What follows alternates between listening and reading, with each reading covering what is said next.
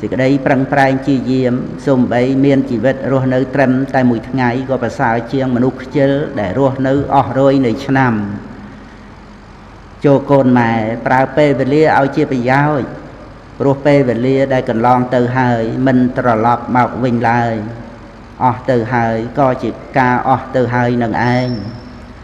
tầm lại pe về lia nơi tròn để con prao vía ao chia bây giờ mà nô đại mình phơi nơi ca nghe chia ra bỏ mà nô chỉ vết có từ tập tê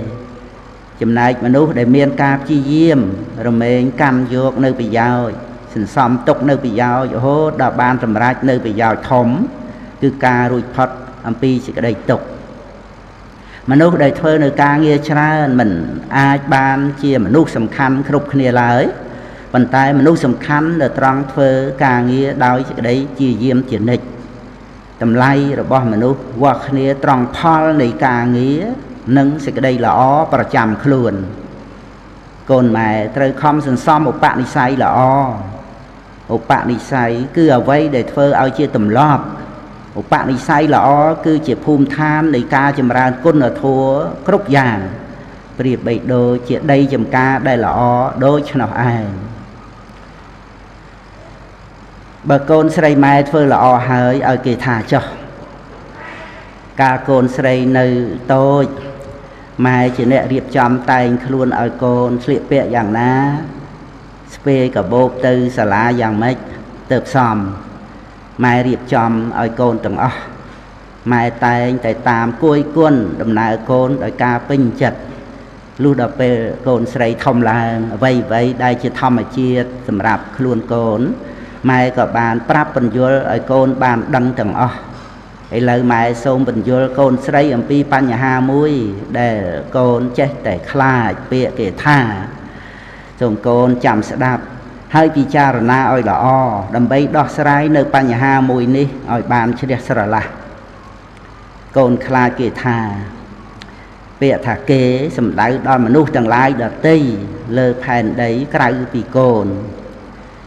xôm bay conประกอบនៅក្នុងចិត្តហើយថានេះជាអំពើល្អត្រឹមត្រូវតែនៅកូនមិនក្លាហានដើម្បីនឹងប្រព្រឹត្តធ្វើ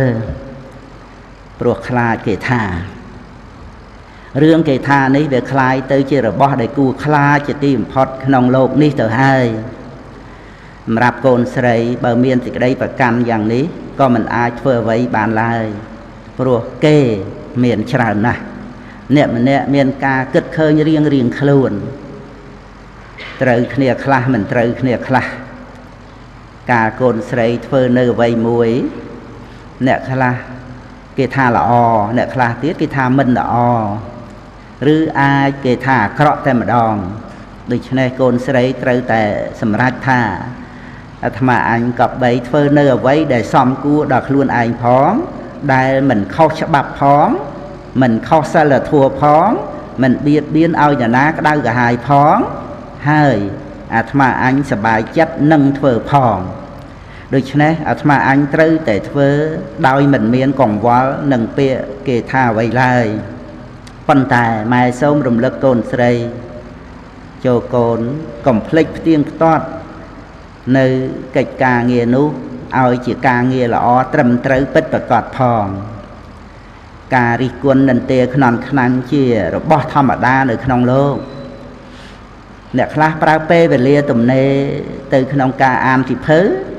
អ្នកខ្លះរីករាយនៅក្នុងការលេងកីឡាអ្នកខ្លះជ្រើសរើសយកការនន្ទារិះគន់ខ្នន់ខ្នាញ់ចំពោះអ្នកដទៃមកជាការងារធំដុំក្នុងជីវិតអ្នកដែលសម្លឹងទោសគេដោយអកុសលចិត្តនិយមនិយាយរឿងអាក្រក់របស់គេគឺជាអ្នកមិនមានសេចក្តីចម្រើនក្នុងជីវិតឡើយព្រោះគិតតែនាំយករឿងអាក្រក់មកដាក់ក្នុងខ្លួនរាល់ថ្ងៃបីដូចជាធុងសម្រាមប្រឡាក់ប្រឡោសទៅដោយរបស់ស្មោកគ្រោកជាការសាងនៅគ្រឿងដែលរារាំងសេចក្តីចម្រើនឲ្យដល់ខ្លួនឯងជាអ្នកបញ្ឆោតខ្លួនឯងឲ្យរីករាយដោយសេចក្តីវង្វេងក្នុងផ្សែងនៃសេចក្តីអាក្រក់នោះយើងចង់កិច្ចអំពីអ្វីផ្សេងក៏អាចនឹងកិច្ចបានប៉ុន្តែយើងមិនអាចកិច្ចអំពីកម្មពីនឹងកិច្ចអំពីខ្លួនឯងបានឡើយ